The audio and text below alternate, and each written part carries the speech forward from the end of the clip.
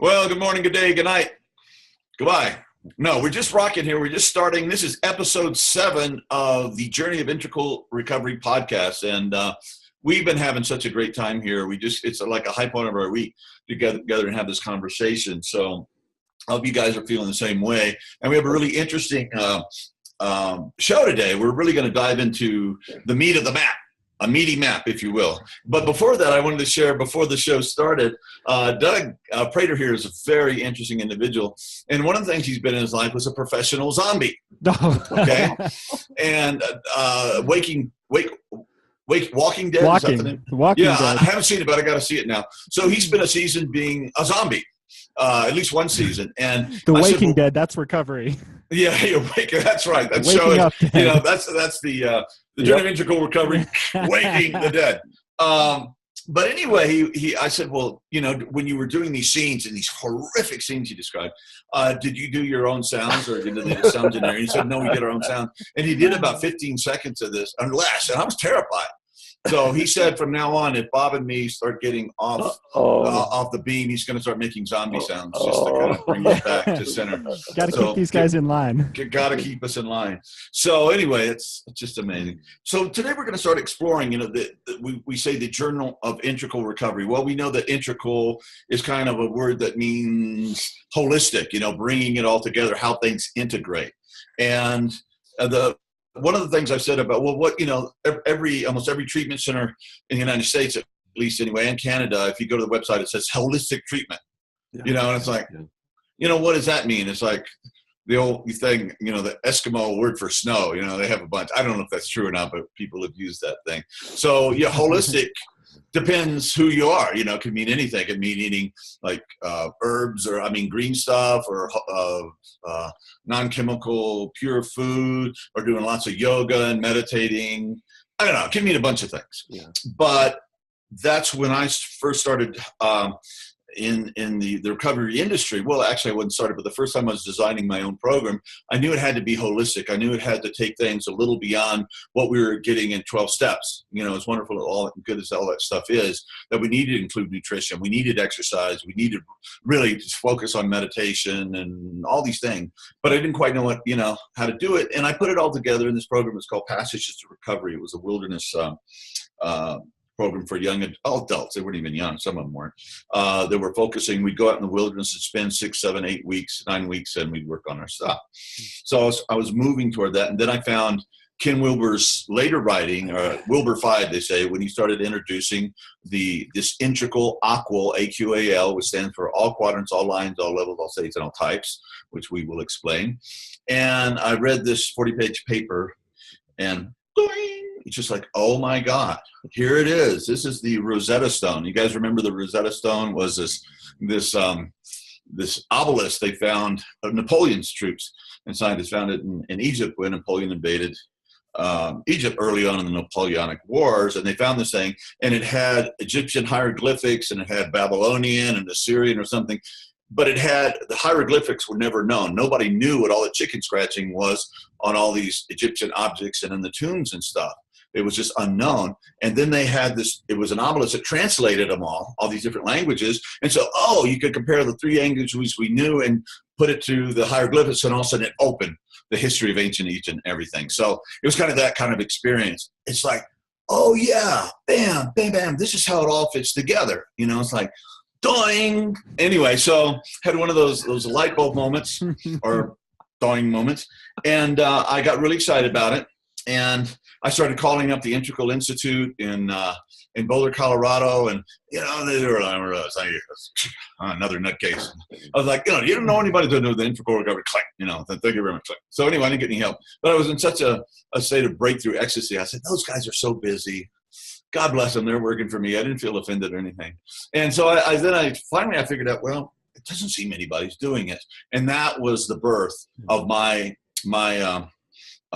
efforts in integral recovery. And later on, I found there had been a paper written in a journal, of some sort of journal, that some people had actually talked about integral and recovery. And I spent a long time trying to find the three individuals, and they'd all disappeared. Or maybe they were pseudonyms that some guy used. Anyway, I could never find those guys. So I'm the kind of the guy that ran with and stuck with it at least. So that was it. And so let's talk about the model. Oh, and we'd like to have a cool quote. And here's one from Ken Wilber, who is kind of the granddaddy of all this. We took his model and applied it to this. And one of the good things about learning this stuff and applying it to recovery, which I consider the obvious low-hanging fruit of Integral, it's so obvious, is that you'll be able to take it then and apply it to everything. Once it's not just about recovery, it's not just about, your journey or this or starting treatment centers. It's about being a better scientist or a father or a mother or whatever, a musician. You can apply it to everything. Yeah, there's integral business and integral art and integral psychology. Everything that human beings do can really be just taken from, Ken said one time, it's like the whole world is a square and then it becomes a cube. There's just a new dimensionality. And it's just, everything is just, whoa, shifted.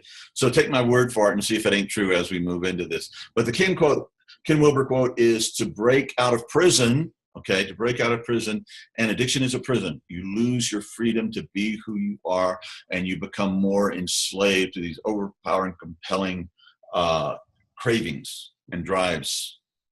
To break out of prison, you need a good map. Okay, so you don't just start, I want to break out, and you find a wall and you start beating your head or clawing, trying to get out. No, you really need to find where, if you ever saw the movie with Clint Eastwood, Escape from Alcatraz, they really had to figure this stuff out. So it takes a lot of work. You have to have a good map. So I'll be quiet for a second. And anybody want to AA riff off of that? AA created a map for us as well with the 12 steps. And that's a really important starting place as well. What Integral does is, in true Integral spirit, it includes that and uses everything good about it, as well as adding all these other dimensions that we've talked about of practice, really emphasizing the meditation and physical aspects, the proper sleep and nutrition and exercise, waking up, growing up, cleaning up, and showing up, as they say, to really give us what we need to become the best versions of ourselves, in addition to breaking free from this prison that kept us trapped. Amen, brother. John, I find you so flipping entertaining. I was rolling with that, and I said, "Oh, Doug's going to do the zombie sound and freak me out." So I better. There's a psychoanalyst, James Masterson, that says that one of the indirect indicators of being your true self is humor. And John, my God, you must be the avatar then of true selfness, right? No, and maybe part of what we're saying here is that we're working with a map, but that the map is not the territory. The menu is not the meal, and we want to hold it lightly too. Our lives are our lives, and this map is meant to be suggestive. But I think the humor is part of that. Is let's enjoy ourselves along the way. Yeah, and the map is not the meal, but the map is a lightning bolt jolt. Okay, it does have its own power. I was talking to Ken about that one time, very early on. He was so supportive, so kind. He's a little funky guy from Utah, and he was saying that we were talking about meditation and exercise and all the different things that we're putting together to really heal and change the brain. He says, well, the map is psychoactive also. Yeah, and I went, oh wow. It really, the frick is, and there are actual studies. Anyway, I won't get into that because they haven't been published yet. But there's actually some apparently evidence that they can actually start to see the physical changes in the brain as we move up into these levels of evolutionary development, and that this kind of integral way of seeing things with or without the map, because people have been pushing into that integral thing. I've never heard of Ken Wilber. He just elucidated it so beautifully, is that you can actually see the structures of the brain starting to evolve and change, and which makes sense because there's no, as we'll see, there's no, anything you can do on the interior is reflected on the exterior and vice versa. So anyway, we'll move into that. That's part of the integral thing. I thought in response to the business of a map being psychoactive, John, you and I have been to these two conferences in years running in Boulder. The first one was on Buddhism from an integral perspective. The second was on Christianity from an integral perspective. And think of the buzz in the room when this map, this cube is being provided, and you have one aha experience after another, and it's going on in real time. man, that's psychoactivity if there is any. I mean, that's really amazing to witness and be a part of that, to participate in that. Yeah, and it's makes me think also of there's a social psychologist, Kurt Lewin, who says, I love this quote. He says, "There's nothing so practical as a good theory." Is that, if we have a good map, if we have a good theory, it doesn't. People will bash being too theoretical, and it can be taken to an extreme. But if you don't have a good theory, if you don't have a good map, then you're not even in the game. So I think there's a lot of value in this. Psychoactive maps, bring them on. Yeah, and we'll talk about that as we get into stages of development.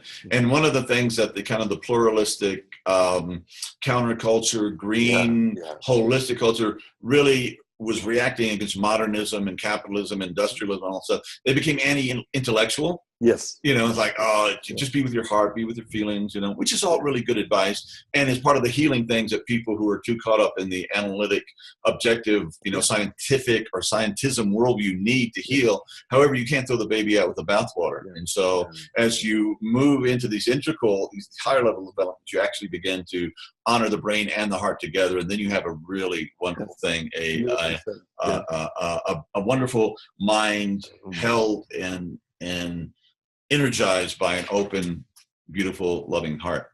Boy, that's a great picture. Well, in integral practice, we talk about mind, the body, the spirit, and the shadow as the 4 core components that we need to be working on every day. And studying the map, studying philosophy in general, but the integral map in particular, requires a stretching of the mind to study and comprehend. And naturally, you will increase in the cognitive line of development by integrating your understanding of this model into your everyday life and learning to see things in these terms, bringing them together.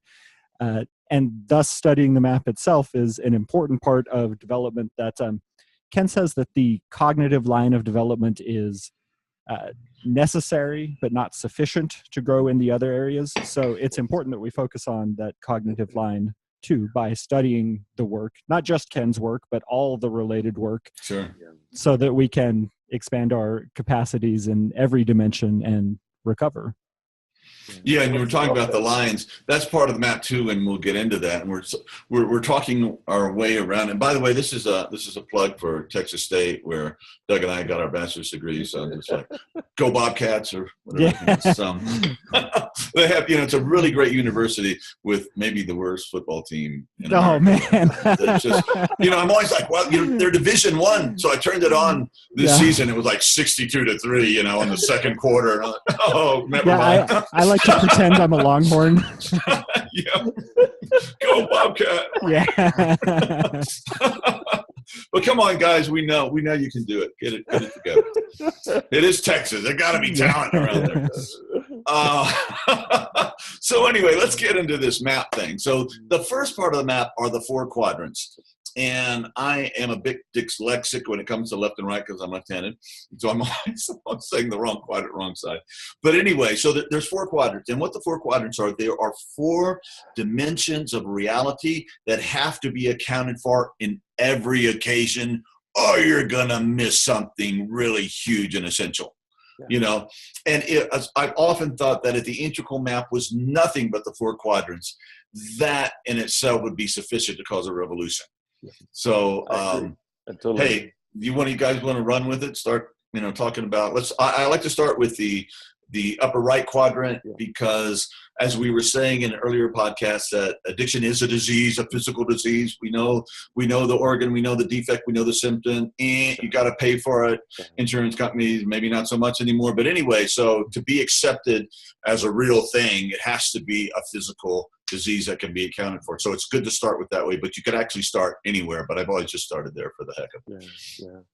I used to teach family therapy classes in graduate schools here in Southern California, and I would the family therapists have taken on the so-called medical model as the enemy. That's the evil one, and it ain't hard to do, if you look at just the negative stuff. Well, then I would jokingly say my family actually is the medical model.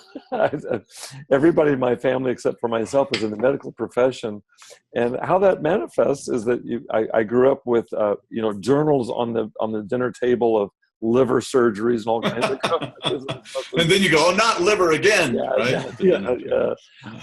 But I'm very familiar with it, having grown up with it, and the virtues and the limitations of it. It's where you look at the upper right-hand quadrant is where you look at like what's going on for the individual from an external or from an empirical or a scientific, whatever, those two equated perspective. And so I can remember in a practical way at the dinner table or at the breakfast table coming in and wanting to share a dream in my family, the medical model.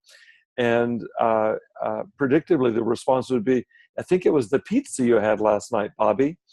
And so you just look at in whatever is going on, you look at it from an outsider perspective, and you attribute it to something physical, something that you can measure, something that you can weigh.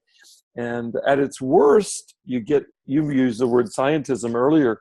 At its worst, you get to where scientism equals the only thing that's real is that which is quantifiable. Mm-hmm. And I grew up in some ways in that kind of environment with the limitations of that. But you can't get away with ignoring that. I find it ironic that right now in the work I do with addiction, I teach people about addiction in the brain as a way to get into the interiority or the subjectivity of addiction. So they're not separated. It's not like you demonize one and substitute for all the others. It's just that this is the entry point of modern science. Most of modern psychology is focused at this point, contemporary psychology, on their upper right-hand quadrant. So it's the looking at the individual from an outsider, empirical, scientific perspective. That's my start. How does that sound, you guys? Yeah, and reducing everything to just to the material. To with the objective stuff, the stuff that you can amputate, inject, medicate, eradicate, whatever, and measure and look at and all that stuff. And it's like, and that's the upper right quadrant. And you can apply this to anything, to hamsters, to organizations, whatever. We're talking about an individual now who's suffering with the disease of addiction, struggling with that. And so it's the physical body. Okay. Yeah. And those of you who are addicts, I mean, I don't know who's listening to this, but who are struggling with it now, or done it in the past, or seen your loved ones, or colleagues, or friends, your family members struggle with this. There's a deterioration of physical health, all right, because the increased need for the substance and the lack of exercise and the lack of food and the lack of essential vitamins and nutrients and everything, the body just becomes really, really messed up. And so, and the essential brain chemicals, the serotonin and dopamine have really been used up and depleted, and things like cortisol and CRF that are associated with depression, with cravings, with anxiety are really spiked up, and the brain is just really functioning in really unhealthy ways. And so as a place to start, you have to get persons away from drugs, have to stop taking drugs as a first step. And then you have to start cleaning the body up, right? And strengthening the body. And with that, we use super nutrition. I think supplements and all that kind of stuff is really, really good because the body is so depleted. People say, well, you should just eat healthy food. Yeah, but we're playing backup here. We're like Texas State in the second quarter. It's 61-3, and we really got to do something different, right? We really find a quarterback, for crying out loud. So, so you have to take care of that stuff, and that's the first ground, if you will, the stage. But if that's all it is, then you miss, boom, moving into the upper left-hand quadrant, which is your interior. Yeah. Okay, your experience of being an addict, your experience of being alive, your stories, what you think about the world, your even unconscious ones that you were handed to by your family, or your origin, or being the nerdy guy in school that got bullied, or whatever these things, you got, and the addict has just garbage in, garbage out. I mean, it's the toxicity of the drugs just increases more over time, and so the interior life becomes, it's about depression and anger and fear and resentment and hatred, self-hatred and hatred of others and despair and suicidality and just on and on. So that stuff has to be worked on, and of course, the work as we begin to heal the physical body, it will have a positive effects because you'll start restoring, healthy neurochemistry and the balance of left and right hemisphere, and all these things are going on. So it's going to start making progress. And one of the truths about the quadrants is that anything good or positive you do in any quadrant lifts and supports health in the other quadrants. Not the whole job, but you're going to feel the influences there. Conversely, anything negative you do, like, oh, let's go do meth again, is going to hurt everything in the other quadrant. So Anyway, Bob, you're a psychologist. So, maybe you talk about that. Let me dive in for just a second. Sure, absolutely. Talk about how these two, the upper right and the upper left, intersect with each other. There's been a series of studies called the Studies of the Adverse Childhood Experiences, the ACE studies, and nearly 100% of an addicted population have statistically significant elevations in adverse childhood experiences. In any other phrase, that'd just be trauma, childhood trauma, nearly 100%. And I'm talking about significant elevations. And so that's a upper left-hand experience in terms of my personal trauma. It's also related to relationships, which we'll talk about in a minute. So what goes in the upper right-hand quadrant with trauma are chronically elevated cortisol levels, which is just stress hormones. And so the biology of trauma is that you have people that have elevated cortisol levels. As one client of mine said, who was an RN, she says, Bob, I'm sick and tired of barbecuing in my own adrenaline. Is that to the extent that you've experienced chronic developmental trauma, you're going to have elevated adrenaline and cortisol levels. And so if you address the one, John, this is just to get to your point, if you address the one, if we can find some way to lower my stress hormones, my stress level, that's going to be an entry point into healing my trauma. If we do good interior trauma work, that's going to be an entry point into reducing my stress and cortisol levels. And it's kind of like a circular process. And that's just the two upper quadrants. They're not separate from one another. They're completely coextensive. Does that make sense, you guys? No, absolutely. Yeah. I wanted to add too that addressing those elements of the upper right quadrant and viewing it in terms of physical, scientific causes of addiction is an important entry point for a lot of people in our culture too, who don't have the same positive acceptance of spirituality. There are a lot of people, younger folks in particular, who were raised with a scientific mindset and to accept some of these post-enlightenment ideas about the way the world works, who don't like spirituality. They never were raised in the church. They don't embrace the idea of having a relationship with God. And so hearing that addiction is a spiritual problem with spiritual roots and a spiritual solution makes them shy away from accepting any form of treatment. Viewing it from that lens of being a physical problem opens the door for them to begin to seek recovery. So it's really important to start there. And as you guys were both saying, it's what happens in one quadrant affects all the other quadrants. Bob, I think it was way back in episode 2, you mentioned this, or maybe number 3, you mentioned it in terms of Maslow's hierarchy of needs too. You start with the physical. Yes. You're addicted. Your body has suffered tremendously. Your neurotransmitters, your neurochemicals are all messed up, which not only affects the quantities of those, but your sensitivity to them as well through having fewer receptors for some neurotransmitters and more receptors for others that are not working the way they're supposed to. When we begin to heal the physical body, those things start to get back to normal, which allow us to experience and see psychological issues, trauma, etc., the way that we need to in order to deal with it. Let me back up here just a little bit more too in talking about these 4 quadrants and give just kind of an overview here to explain what this is all about, because we've kind of started talking about the quadrants without really diving into what this model is. And Ken Wilber, that is, explains the 4 quadrants as anything in the cosmos is the word he uses, which includes the physical universe and everything else, spiritual dimensions, all the states of being. Anything in the cosmos can be viewed in terms of these 4 perspectives, which are called the quadrants. And if you picture a graph like you would see in school with the axis, you have interiors and exteriors and singular and plural. So when we talk about the upper right, we are talking about the individual exterior things that can be observed. When we talk about the upper left, we are talking about the individual interior. These are your feelings, your emotions, your thoughts, the things that you experience. Down in the lower quadrants, you have the lower right is singular.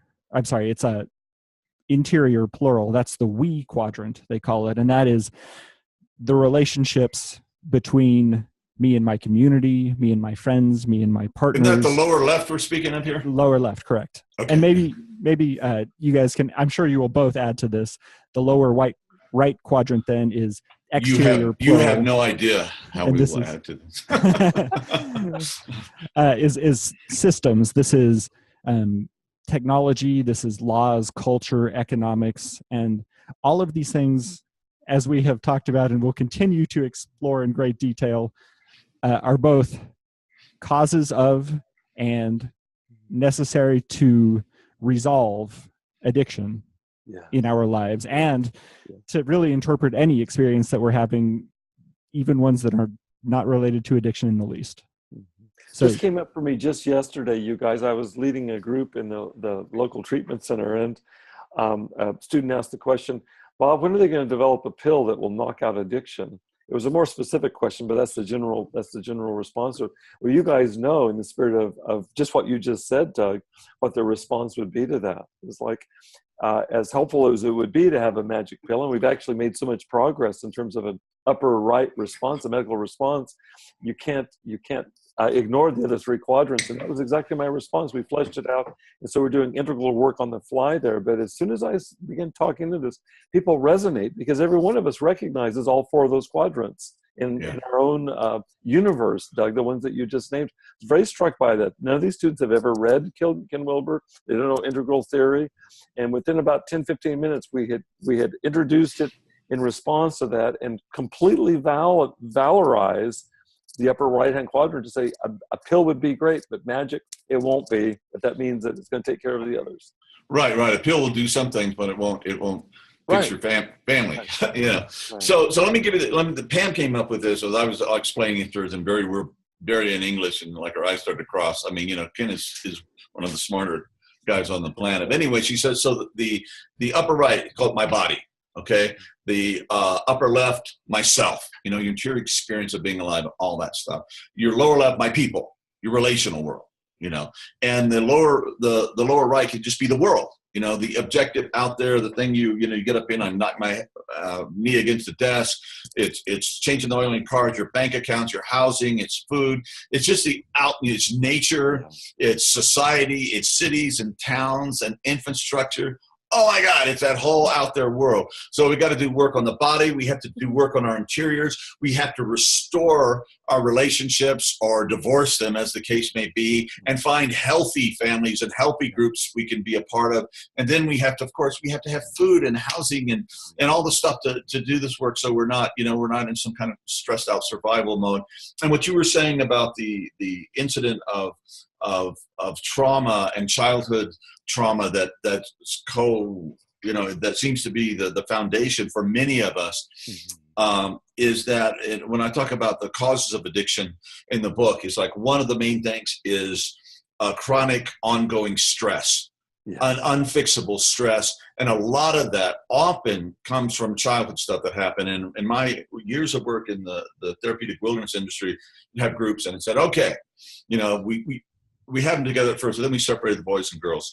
And and with the girls, it was almost always 100% of everybody had been molested or had sex forced on them in an way from, family members or somebody along the way. The boys, you'd be surprised how much that was there too. And for some reason with boys, it's even a more shameful thing. They don't want to talk about it. So that's always seems to be very, not always, not 100%, but yeah, so there's chronic unrelieved stress, and then the person that lives in that condition, there's constant anxiety, depression, all of this stuff, fear, and you take the drug, you smoke the joint, you take the shot of whiskey or whatever, immediate relief. Okay, it's like, oh yeah. And boy, often it's off to the races, and other people, believe it or not, for those of you who have suffered with this disease, don't have that experience. It's John, it's terrible. John, I did an experiment yesterday with this group that I lead, and I asked people to remember back to their childhoods in terms of any significant stressors. And I said, I want you to remember the first time that you were introduced to substance. And so for most of them, it was 11, 12, 13, 14, somewhere in that age range. And then I had them turn to one another and just spoke in dyads to one another. Then we came back to the larger group and debriefed. And there was no one in the room. This is a group of 20 people. There was no one in the room who had a problem with this exercise in terms of like, what am I going to think of here? everyone could identify significant stressors of the order of what you just said. And every one of them, we shared a sampling of the responses. Every one of them shared with their partner that first experience, the one you just named, my first experience drinking, my first experience smoking weed, whatever. Every one of them experienced this relief, this release immediately from the ill effects of the trauma. It was really extraordinary. First time I've ever done that before. It was absolutely universal in the room. Every single person remembered that experience, addressing specifically like self-medicating the after effects of trauma. Like you're saying, the stress related to it. It's pretty extraordinary to me. Yeah, and I've read studies that if you can keep young people drug-free until they're 25 or older, that at that age, the possibility of becoming addict is just exponentially reduced. I mean, not that you still can't, but it's hugely reduced. And in my case, I was going for it. 13 and 14, I was starting to smoke pot. We were starting to drink. We were doing psychedelics. Just anything that come down the pike. And, it was the 1970, 71, 72, around there. The 60s kept going until the Vietnam War ended. So it extended into the 70s. And I was in, I was rock and roll and growing my long hair and rebelling and just all of this stuff. And then I had this religious conversion that got me this real conservative religious group that really turned into a funky, toxic, culty thing. Another story for another time. However, it did stop my use of drugs completely and alcohol, and protected me throughout almost all my adolescence, and a little beyond. And so besides all the yucky stuff, that was one thing that it just kind of, because I was plunging into that and it just got arrested. So that was a real grace or dumb luck, however you want to say that in my case. Yeah. So we continue with the quadrant. So we got the body, it's all messed up. We got the interiors, it's all messed up. And we talked about, nutrition, exercise, yoga, strength training, cardio, all these things. We'll talk about it in detail, the practices that you can do, running around mountains, out in the wilderness. And the body, of course, you have to have interior practice. So it can be psychotherapy. I'm the CEO of I Awake. We developed a super meditation technology that allows you to go in and really start healing in a deep way from these things, and also experiencing your own personal spiritual life begins to develop. Of course, expands out and includes everything eventually. So we have these tools. So with the right support, with the right coaching, with the right therapist, that we can really do a job on the interior like we couldn't before. Because I was trying to teach meditation to addicts before I discovered this technology, and it was just I wasn't winning the fight. These guys are really coming like, when are we going to get to stop? And we were out in the wilderness and great places to meditate. And it was a little good, but it was definitely not enough. So we have to do that. Now we go down to the lower left, which is Doug was saying is the lower is the plural, the big objective world. We had the up in the upper right, we had the singular objective body. Then we get the whole objective world. Well, we have the subjective, intra-subjective world, your relationships. And so the classic thing, not only did I work with addicts for you, I'm sure this is true, Bob, you work with their families, because when you get an addict, everybody's devastated. There's all kinds of things. And so you have to do a lot of repair work there, and you can't, if you've divorced your family, you've gone to this whole druggy world and all this stuff. Well, when you get out of treatment, you can't go back and hang out with all your, your drug buddies or your drinking buddies or your doper buddies or whatever. It's just, you have, you're not going to last 5 minutes. So there's all this relational stuff. And then you have to go back and heal the essential relationship that you betrayed and hurt through your, your addictive behaviors, and find a support group of people that are like-minded, that are focusing on the same thing, that can lift you up, and you can lift each other up and heal together. Yeah, and no matter how introverted you are, humans are relational creatures, and it's important for us to go back and find those communities and groups to, repair some of that damage that we've done. We're not meant to be alone, even when we need to be alone to recharge, and getting back in and building those right new relationships when we have the opportunity to, and repair the things that have gone wrong. It's critical to recovery as well. Yeah. It reminds me of the Vietnamese Buddhist monk. We've talked about him before. Thich Nhat Hanh, he says, it's not that we are, we enter are. I love that sentiment. We enter are. how that's been picked up in contemporary psychology. In the last 20 years, we finally have brain scan technology that's sophisticated enough that I'll tell you, when I meet with the clients at the treatment center, I'll ask them, it's a trick question. I'll say, you guys, where's our brain? And now they've been trained enough to know, but we start with, the brain is here. It's inside my skull.